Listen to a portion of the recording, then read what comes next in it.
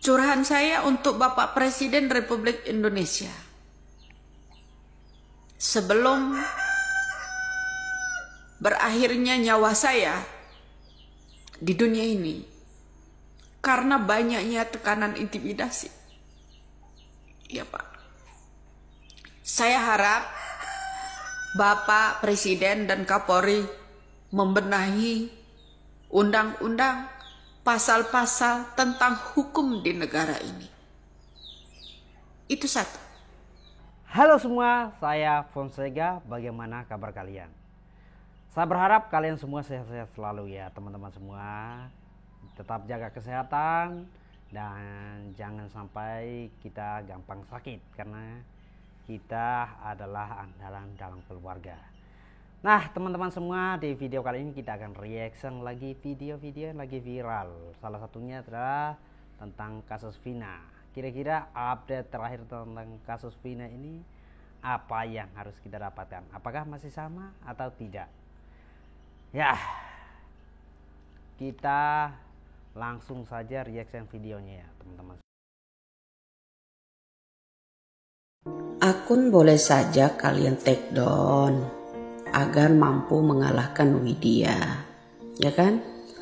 Akun-akun kalian boleh saja men-take down yang namanya akun-akun Widya.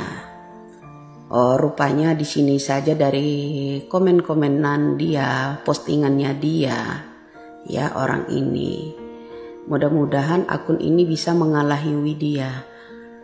Kalau ya namanya akun bisa aja kalah dengan cara apapun asalkan ada uang, bisa bayar orang untuk men-take down-nya. Tapi otak itu nggak ada yang mampu orang mengalahinya. Pola pikir orang itu udah diukur oleh Allah Subhanahu wa Ta'ala. Kemampuan seseorang itu udah diukur oleh Allah Subhanahu wa Ta'ala.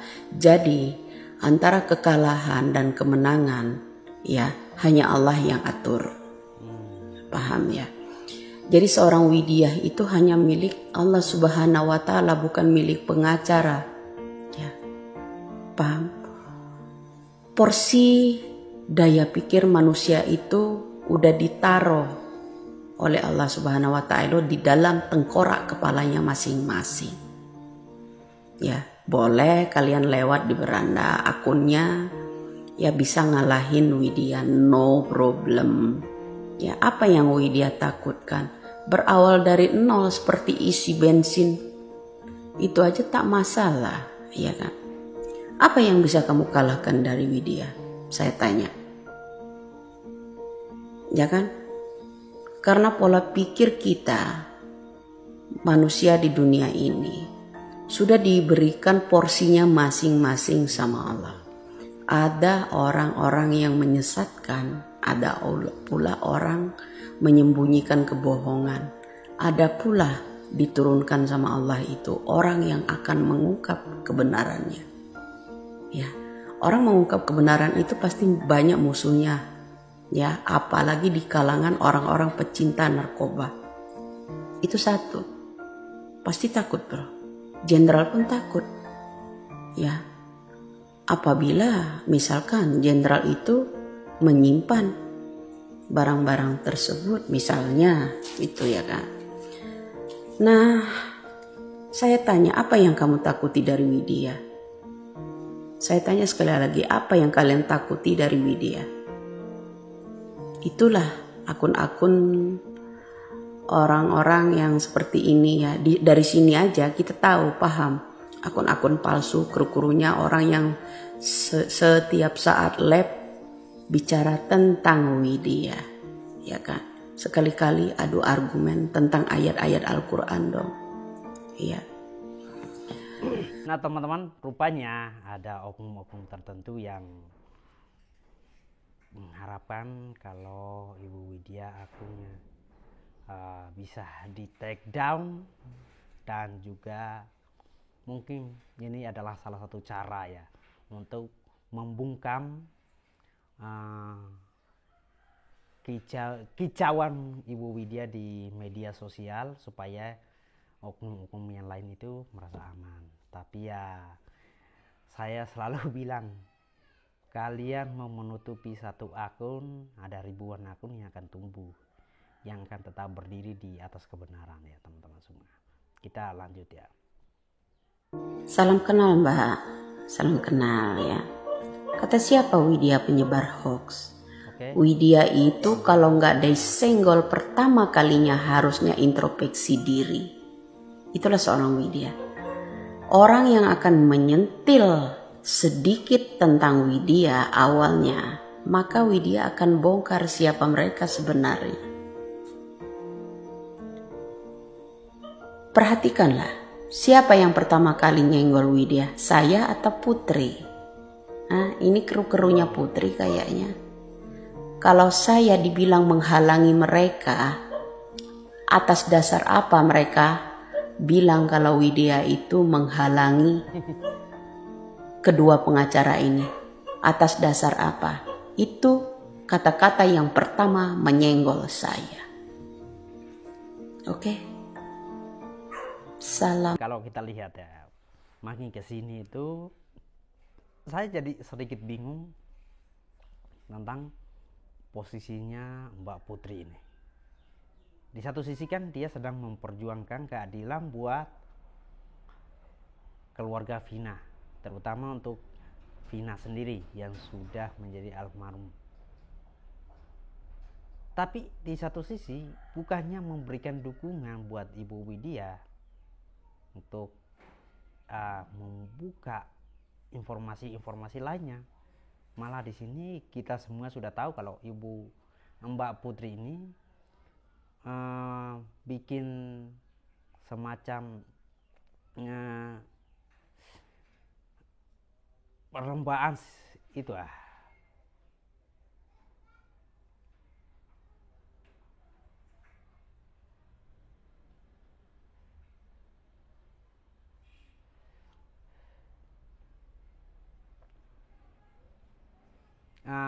si Mbak Putri ini malah membayar orang untuk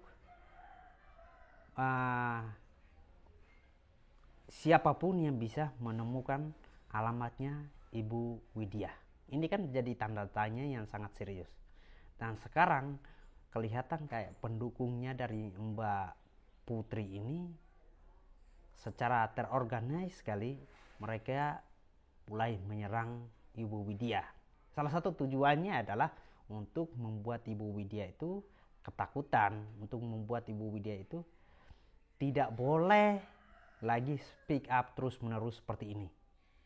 Nah, pertanyaan besarnya adalah ada apa? Ada apa semuanya ini? Tolong dijawab. Jangan-jangan ada udang di balik batu ini. Curahan saya untuk Bapak Presiden Republik Indonesia. Sebelum berakhirnya nyawa saya di dunia ini, karena banyaknya tekanan intimidasi. Ya Pak. Saya harap Bapak Presiden dan Kapolri membenahi undang-undang, pasal-pasal tentang hukum di negara ini. Itu satu. Tegakkanlah Pancasila itu dengan kokoh, dengan teguh, Pak. Pertama, ketuhanan yang Maha Esa. Apabila pejabat-pejabat itu, para hukum itu memiliki Tuhan, saya harap mereka punya Tuhan karena sumpah mereka itu mengatasnamakan Allah. Allah itu tidak bisa dibohongi. Allah itu tidak bisa dibohongi. Kedua, jangan di atas uang. Sumpahnya seorang para pejabat, para penegak hukum itu di atas uang. Saya butuh keadilan di negara ini. Hukum itu seakan-akan menyayat saya saat ini. Kedua, kemanusiaan yang adil dan beradab. Berikan keadilan pada manusia-manusia yang ada di Indonesia ini. Saya bukan siapa-siapa, saya hanya diturunkan Allah ke bumi ini. Rasa manusiawi rasa toleransi, beradab sesama agama. Itu keinginan saya. Ketiga, karena drama-drama kalian lah Indonesia jadi terpecah belah. Yang dulunya saya mendukung Bapak Jokowi, akhirnya saya jadi pembenci Bapak Jokowi. Karenanya bencinya saya bukan karena Bapak Jokowi, tapi Bapak Jokowi dikelilingi orang-orang mafia saat ini. Ketiga, empat, katanya merakyat, tapi rakyat semuanya ditindas. Katanya merakyat, tapi undang-undang diperbaiki hanya menguntungkan semua pejabat yang mengatasnamakan wakil rakyat. Nah, teman-teman semua, kalau kita lihat apa yang disampaikan oleh Ibu Widya dengan meneteskan air mata, berarti dari sini kita bisa gambarkan bahwa ada tekanan yang serius yang sedang beliau hadapi saat ini. Mungkin saja intimidasinya itu sangat serius sekali untuk keberlangsungan hidupnya beliau, sehingga beliau menyampaikan apa yang menjadi beban pikirannya beliau selama ini, yaitu tentang hukum yang berlaku di Indonesia, yang menurut beliau seolah-olah hukum itu lebih tajam ke masyarakat kecil, tapi tumpul ke orang-orang yang punya kedudukan, ke orang-orang yang punya uang banyak, ke orang-orang yang punya powernya kuat. Nah, salah satu yang bisa mengubah hukum ini ya orang-orang yang memiliki peranan penting, salah satunya presiden. Nah, presiden punya peranan penting untuk membenahi hukum-hukum ini. Nah, kita dengan harapan ya beliau, dengan harapan apa yang disampaikan beliau ini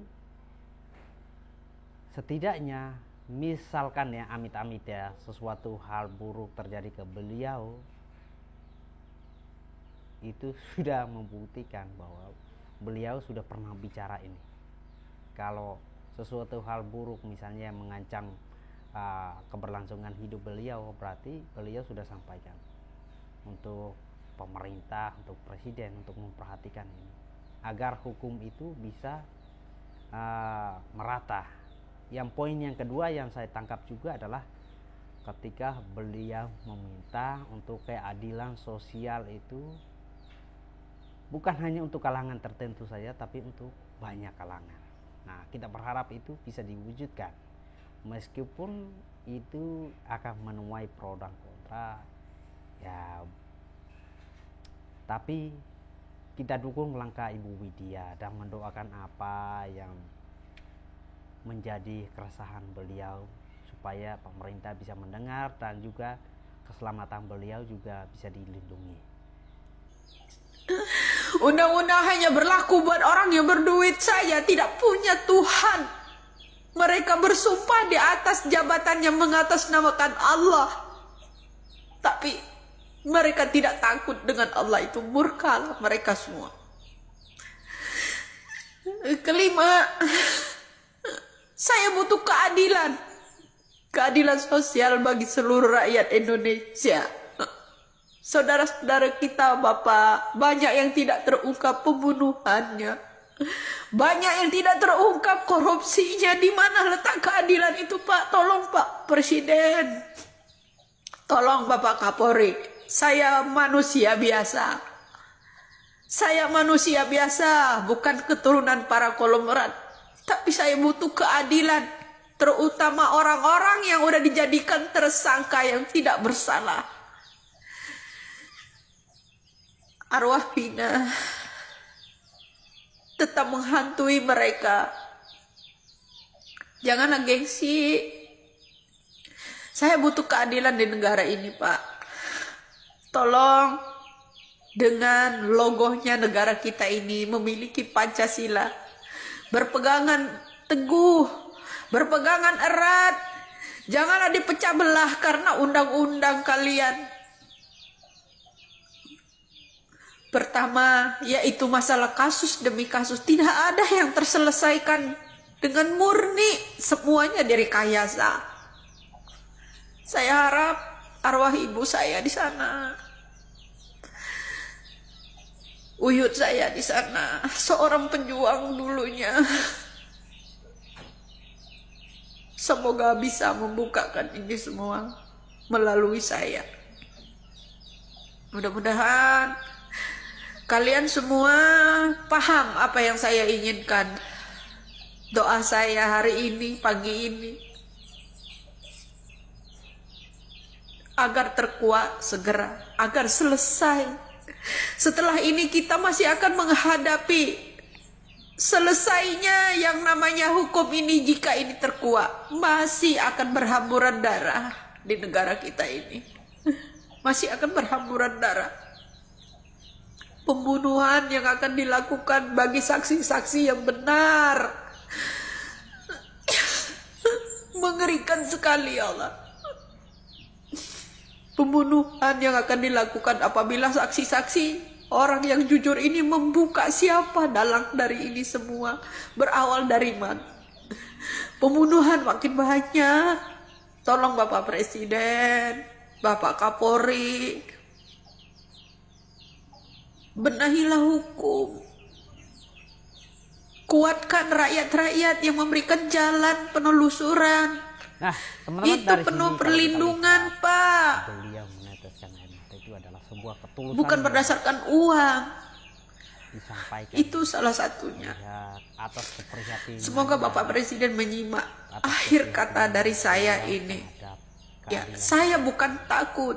Setelah kita ini berharap ya terbongkar, masih akan ada banyak pembunuhan buat orang-orang yang menjadi saksi sebagai kejujuran.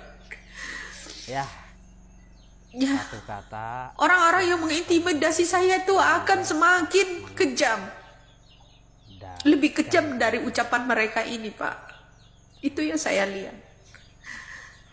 Semoga Bapak Presiden sehat, Bapak Kapolri sehat, bisa menyimak konten saya ini yang terakhir, bicara tentang hukum. Apabila kelak saya diintimidasi, diculik orang, dibunuh orang, apakah Bapak tetap berpangku tangan, diam? Tapi insya Allah, Allah akan membalas itu semua.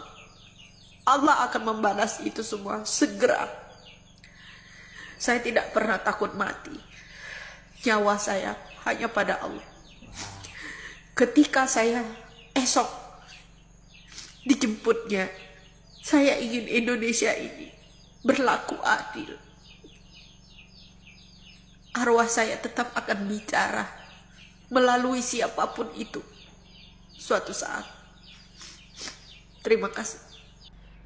Nah, teman-teman semua, kalau kita lihat apa yang disampaikan oleh beliau, mudah-mudahan ya didengar oleh Presiden kita dan Bapak Kapolri kita, supaya kedepannya hukum di Indonesia itu benar-benar disamaratakan. Meskipun sudah ada instruksi atau perintah dari Bapak Presiden sama Bapak Kapolri, tapi ya rasa-rasanya itu kurang cukup ya.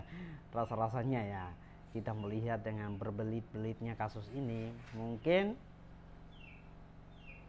perlu ada langkah yang lebih serius lagi untuk menangani kasus ini, agar apa? Agar tidak terjadi lagi yang namanya pertumpahan atau nyawa orang lain hilang, atau mungkin saja ini menjadi memicu perpelahannya kelompok tertentu. Itu kita hindari itu ya.